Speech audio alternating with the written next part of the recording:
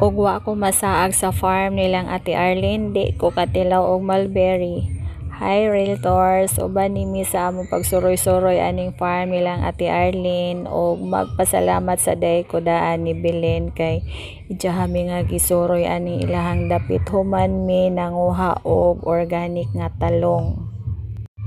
Bahala o pangataon ko ninyo nga karon pa ko kakaon og mulberry pero mao jud nay tinuod mga realtors og thankful jud ko kaadyo ni Bilin kay idya akong gipatilaw as in nakakaon jud ko ana nga tay mga realtors na siya ko ba kay mura ra jud siya gumamila og kuan dahon, mura pa siya gumamila og stem.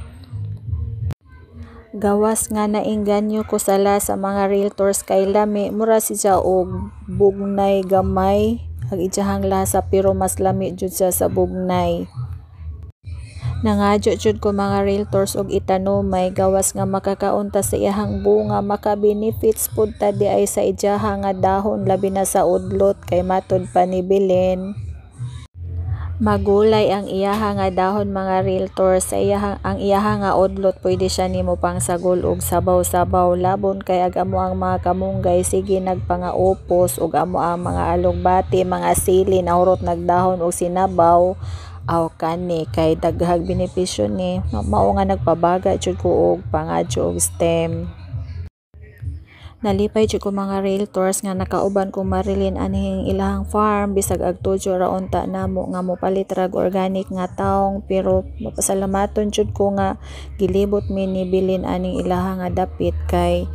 isip usa ka farmer pod nindot jud pod ay nga magsuroy-suroy pod ta og farm kay kanang maingganyo ta ma-motivate ta kay daghan man pod sila mga innovative nga pwede ra pod nato sundugon di ba? Gawas sa mulberry mga realtors nakakaon nakatilaw po ko og first time ani kaning ilahang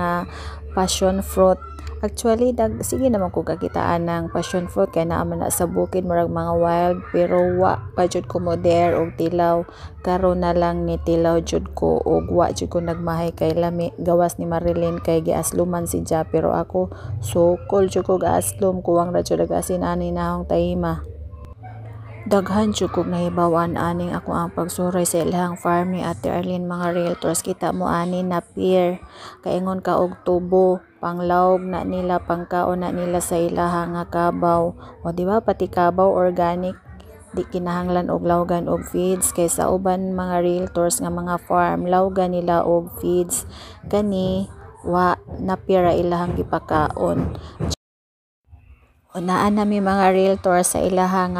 passion fruit o naa mukat-kat jud ko kay gusto jud ko mukaon nga bahalag way hugas-hugas kay wa man jud punay hugaw mga realtors kay gikan man jud punuan o di ba?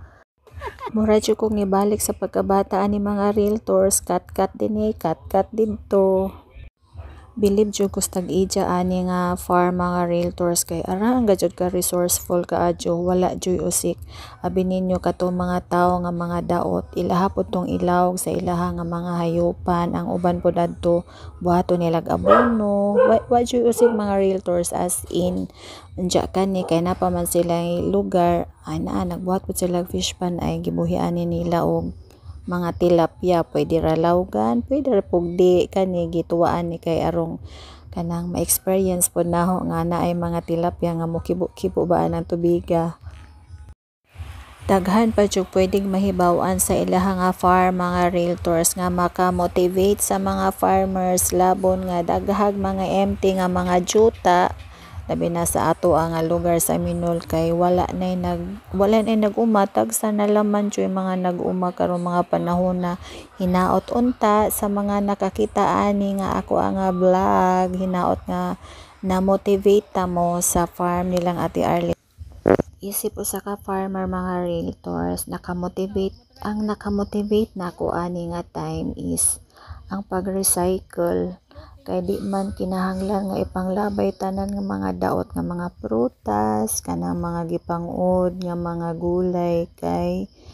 makaon ra pud sa mga hayupan ug maabono diba murag cycle ra balik-balik ra ja kaning sa tilapia di pud nato kinahanglan og mugasto kay mukaon ra maning tilapia og lumot mga dahon-dahon na